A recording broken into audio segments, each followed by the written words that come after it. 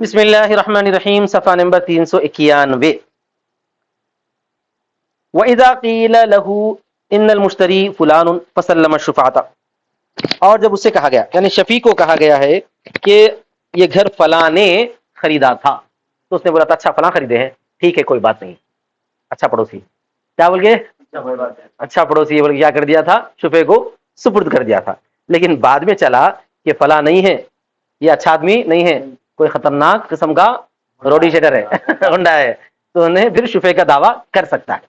سمجھ میں آ گیا نا؟ شفیع کے اندر جو ہے، شفیع کی وجہ ہی ہے زرار کی، زرار کیا ہے وہ، جار کے زرار کو دفع کرنا۔ سمجھ میں آ گیا نا؟ ہاں، جار کے ضرر کو دفع کرنا۔ اور جب کہا گیا اس سے کہ بے شک مشتری فلاں ہے، فسلم شفاعہ، تو اس نے کیا کر دیا، شفیع کو سپرد کر دیا۔ ثم علم انہ غیرہ، پھر جان لیا کہ وہ اس کے علاوہ تھا، فلہ الشفاع، تو اس کے لیے اب شفاع ہے، لتفاوت الجواری، پڑوسی کے جدا ہونے کی وجہ سے۔ ولو بلغ، اچھا اور ایک مسئلہ دوسرا، ولو علم ان المشتری ہوا ما غیرہ، اگر اس کو معلوم ہوا کہ مشتری وہ بھی ہے لیکن ساتھ میں کوئی دوسرا آدمی بھی ہے، دونوں مل کے خریدے ہیں، انہیں اس کو پتا چلا فلاں آدمی گھر خریدا تو انہیں شفاع دے دیا، بعد میں پتا چلا کہ جو ہے اس کے ساتھ ساتھ اور بھی کوئی خریدار تھا، دونوں مل کے آدھا آدھا لیے ہیں، تو اس وقت کیا حکم ہے؟ تو اس آدھے میں اس کو شفاع ہے، جو دوسرا آدھا ہے نا اس آدھے میں اس کو شفاع ہے، نیا کام ملا اسی وقت تھا، اس کو پتا چلا سو اور جان لیا کہ مشتری وہ بھی ہے ما غیری، اس کے غیر کے ساتھ، فلہ ان یاخذ نصیب غیری، تو اس کے لیے ہے کہ وہ لے لے اس کے غیر کے حصے کو، کیونکہ اس آدمی کی وجہ سے شفاع انہیں سپرد نہیں کرا نا،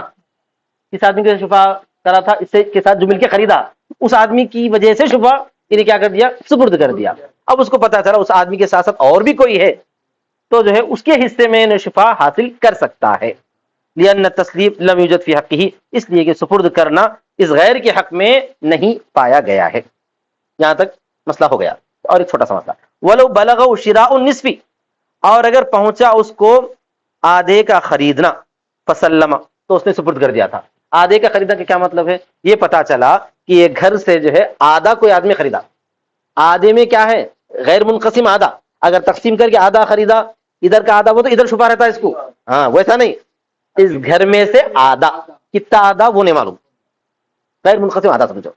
اگر اس کو یہ بات پہنچی کہ آدھے کا خریدنا، کیا پہنچا، یعنی کوئی آدمی آدھا گھر خریدا تقسیم کے بغیر، ہاں،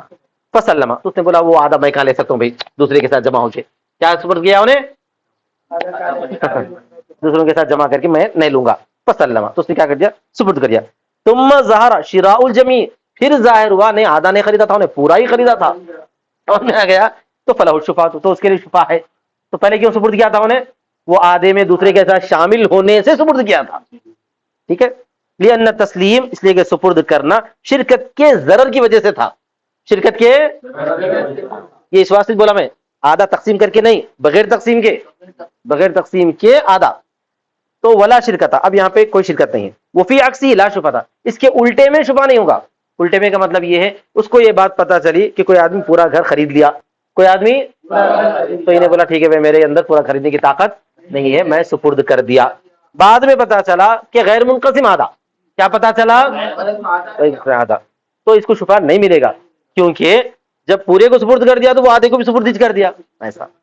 وہ فی عکسی لا شفاعہ، اور اس کے عکس میں شفاع نہیں ہے ظاہر روایت میں، اس لیے کہ تسلیم کرنا کل میں، اس کے بعضوں میں تسلیم کرنا ہے۔ وآخر دعوانا الحمدللہ رب العالمین۔